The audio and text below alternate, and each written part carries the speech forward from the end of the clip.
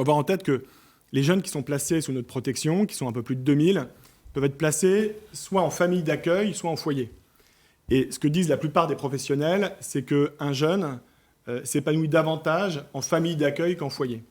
Or, pour qu'il puisse être placé en famille, il faut qu'il y ait des familles qui acceptent de faire ce métier. Elles démissionnent en masse en ce moment, en masse. Il y en avait un peu plus de 800 au début de mon mandat, il y en a aujourd'hui à peu près 600, je vais aller les voir.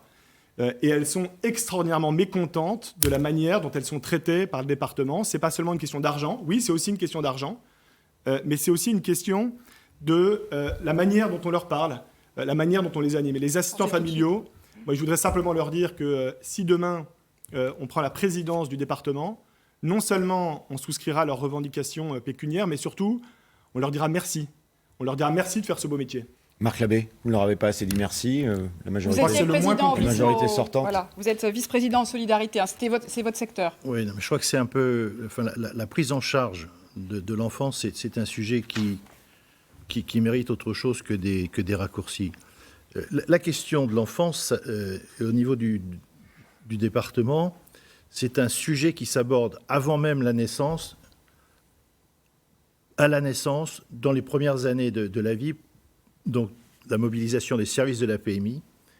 Et c'est déjà dans ce champ de la prévention qu'on pourra peut-être éviter d'avoir des placements demain.